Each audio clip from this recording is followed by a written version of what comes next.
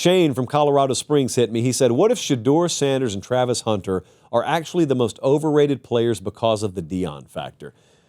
What are we talking about here? So the Deion factor, he didn't define what that is. I assume he means Deion Sanders is someone who provides shine on players that otherwise wouldn't deserve as much shine as they get. Maybe that's what he meant. So let's unpack this for just a second. NFL draft's coming up this week. Jesse, both these guys, everyone agrees first round at some point, right?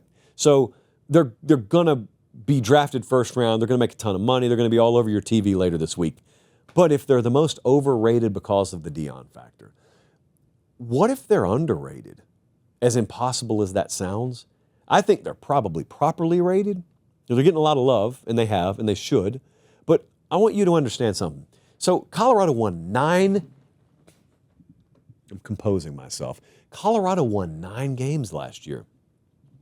Sometimes there's a star player or two on a team that is really underrated and has a lot of really good position groups and workman-like players elsewhere. And honestly, a couple of guys got the shine, but it really should have gone to more of the team because the rest of the team pulled a lot more of the load than you ever realized it. That was not Colorado with these two guys on the roster. And if you watched him play, you know what I mean. Shedeur Sanders ran for his life at Colorado. Shedeur Sanders, 2 things that you were guaranteed when you watched him. You were going to have about 3 or 4 moments that made you say, wow, and his uniform was going to be green because he'd been on the ground the entire afternoon. No offensive line to speak of, got beat to death, and still made the plays he made. Travis Hunter, best player in the country, and everyone knows it, and everyone's keying on him.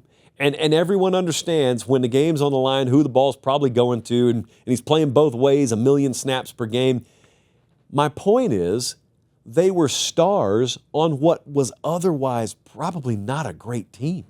They weren't surrounded by other stars. You're not going to hear a bunch of other Colorado Buffaloes named this weekend at the NFL draft or from that team in future drafts in all likelihood. So that's not to speak ill of the team. They were what they were. But the Deion effect, the Deion shine, whatever he said, what shine did they get that they didn't deserve and then some?